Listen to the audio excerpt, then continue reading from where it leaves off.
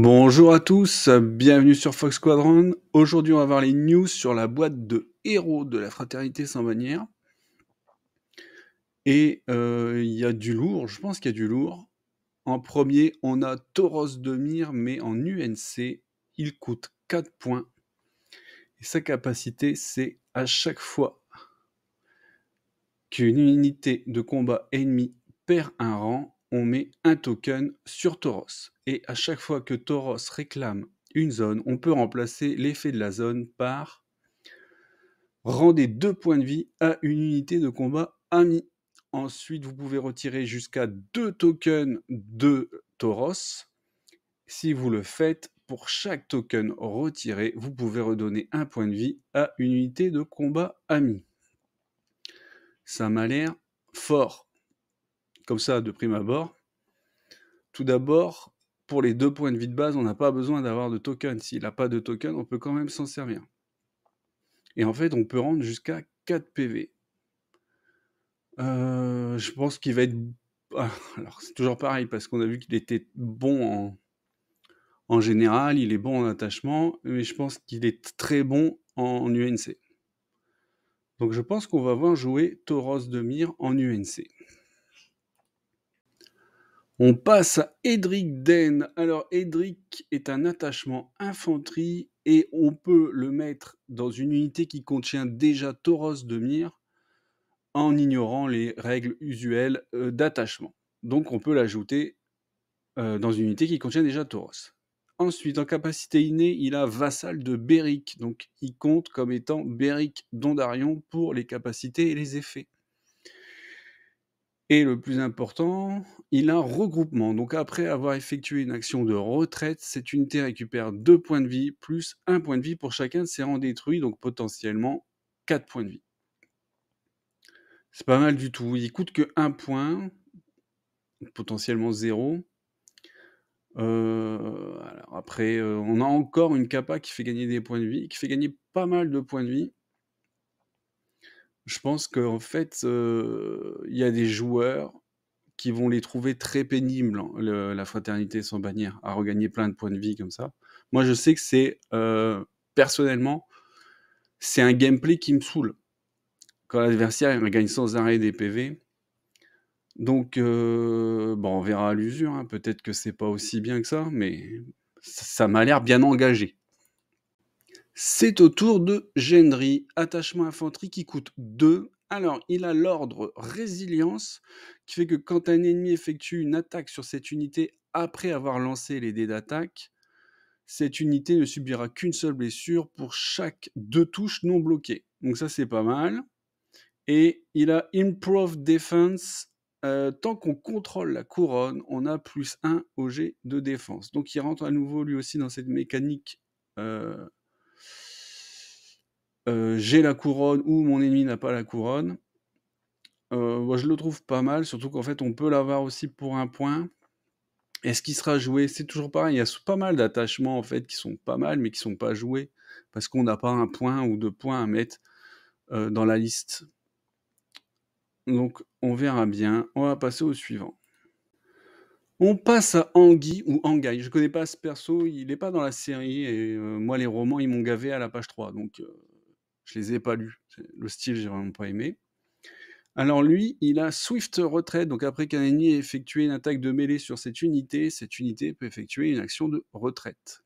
Et ça, c'est la mécanique que je veux voir dans la liste, en fait, que je veux voir dans la faction, et pas seulement vas-y, tape-moi dessus, je m'en fous, je vais regagner 8 points de vie juste après.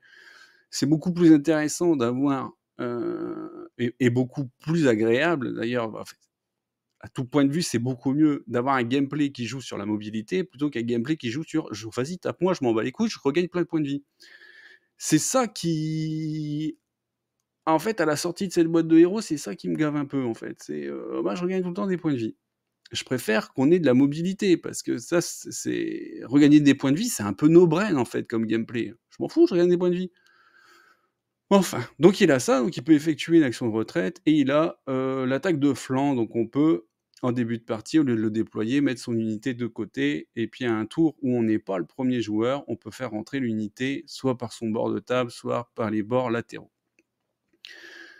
Je préfère vraiment, mais vraiment et de très loin, voir ce genre de gameplay plutôt qu'un gameplay où je regagne des points de vie. Parce que franchement, les gameplays, je regagne des points de vie, c'est pas marrant.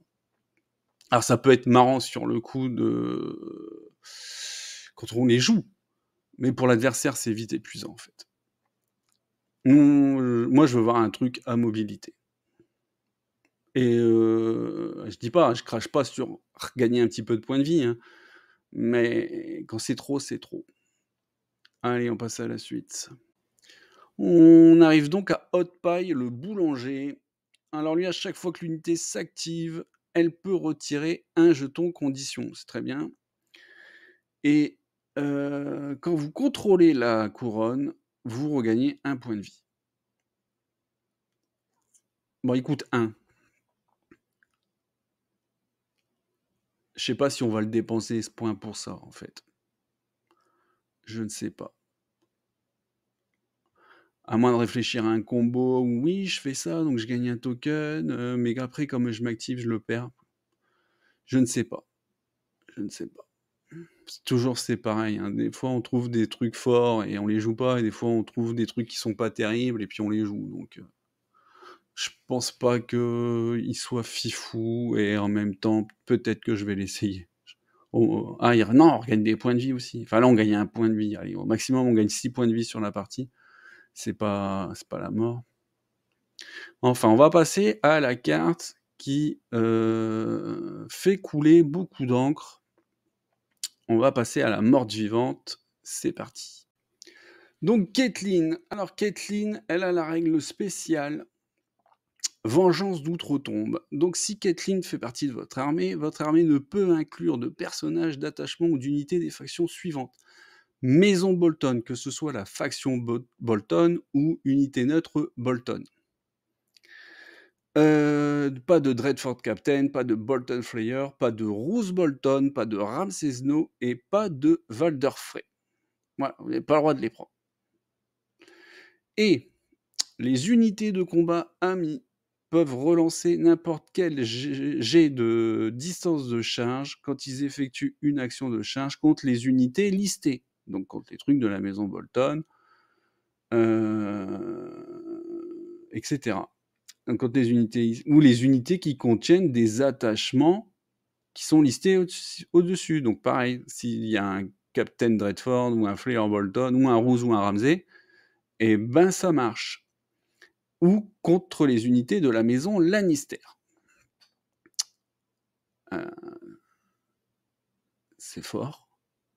Alors c'est fort, oui. Alors contre les Lannister, ça permet de compenser le fait que les Lannister peuvent facilement vous mettre la nique sur la couronne, mais contre les Bolton, il n'y a pas de... Je vois pas le contrepoids en fait. C'est dommage. Alors, on va en parler tout de suite parce qu'en fait la maison Bolton, c'est vraiment la faction qui marche pas. Et on parle pas de compétences de joueurs ou quoi, non, il y a quelque chose qui va pas dans la maison Bolton. Le principal truc qui ne va pas dans la maison Bolton, c'est que ça joue sur la panique, sauf que, 1, vous avez un très mauvais moral, en règle générale, et 2, il y a trop de trucs dans le jeu qui ont de trop bon moral. Et ce qui fait que la maison Bolton, ça ne marche pas. Je sors d'un tournoi à 32 joueurs, il n'y avait pas de Bolton. C'est pas pour rien. Parce que la faction, elle plaît en elle-même. Les gens, ils aiment bien les unités Bolton. Mais personne les joue. Parce que ça marche pas. Donc il y a beaucoup de joueurs là qui s'écrient parce que ouais, mais la fraternité, elle va enrouler sur les Bolton. En même temps, j'ai envie de vous dire, à peu près tout roule sur les Bolton. Est-ce que le problème, il vient pas de la fraternité? Le problème, il vient des Bolton. Je pense qu'il faut revoir la faction Bolton, ou il faut revoir le moral dans le jeu. En tout cas, il faut faire l'un des deux. Et j'espère que les concepteurs, ils vont s'occuper de ce cas dans les prochains mois. Après, ce que je trouve bizarre, c'est qu'on te fait rentrer une mécanique exprès une règle qui ne marche que contre certaines factions. À ma connaissance, là j'ai beau réfléchir, il y a aucune autre armée qui a un truc de ce genre. Il y a personne qui dit: «Ah, bah, quand je joue contre les Baratheons, j'ai +1 à ça» ou non, c'est la première fois qu'on fait rentrer ça. Donc je me demande pourquoi? Alors, je veux bien qu'on essaye de respecter un côté fluff et qu'on cherche d'abord à respecter un côté fluff, ça je comprends, je l'entends parfaitement, mais il faut aussi que, il y ait un équilibre. Donc est-ce que les concepteurs ont déjà prévu, quelque chose pour les Bolton et que ça va tomber dans les prochains mois? J'espère. Si c'est pas le cas, c'est tirer sur l'ambulance, en fait, parce que c'est les Bolton qui s'en reprennent plein la gueule. Je veux dire, même en casu, ça doit pas être forcément toujours marrant de jouer Bolton. En tournoi, si l'un de vous s'amuse à jouer Bolton, que ce soit en casu ou en tournoi, qu'il le dise, hein, et qu'il donne son ressenti, mais moi j'ai vraiment l'impression que la faction elle est à la rue. Donc voilà, bon, on a ça. Ça, c'est qu'on n'a pas que ça, d'accord? Parce que Caitlyn, elle peut être UNC ou attachement, on va y passer. Alors Caitlyn UNC, le premier point, c'est que Caitlyn ne peut pas être inclus dans une armée qui contient Beric. Bon.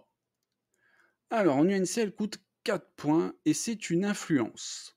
Donc tant qu'elle influence une unité de combat ennemie, à chaque fois que cette unité effectue une action, avant de résoudre cette action, cette unité subit une blessure. Alors déjà ça, c'est super fort.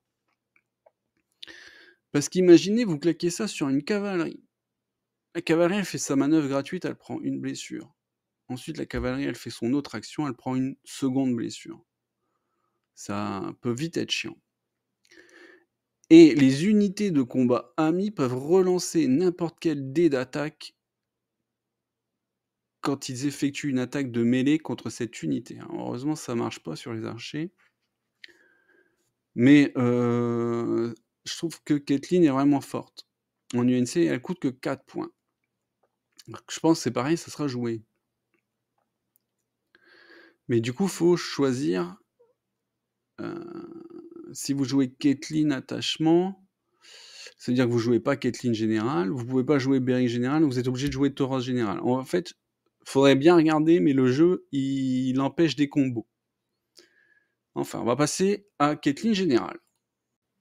Alors en général, elle a visage horrifique, donc à chaque fois qu'un ennemi effectue une attaque de mêlée sur cette unité, avant de résoudre cette attaque, on cible l'attaquant et il subit un test de panique avec -1 à son lancer pour chaque rang restant dans l'unité de Caitlyn. Et à la présence intimidante, ce qui fait que les ennemis engagés avec elle subissent -1 à leur test de morale et +1 blessure au test raté.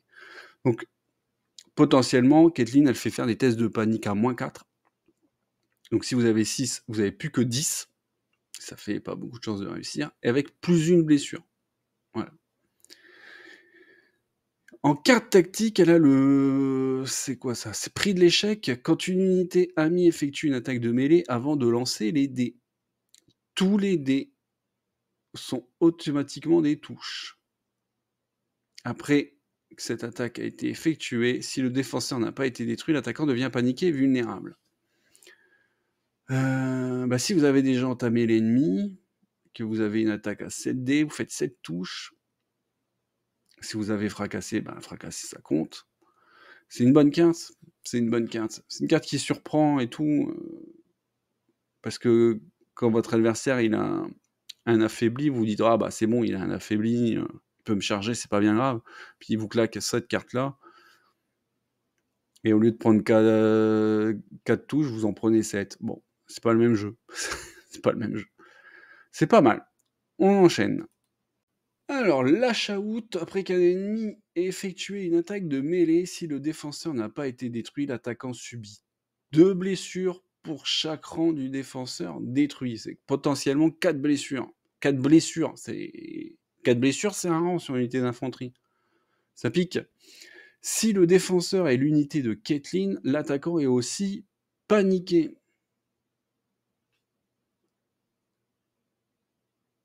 Ça fait beaucoup.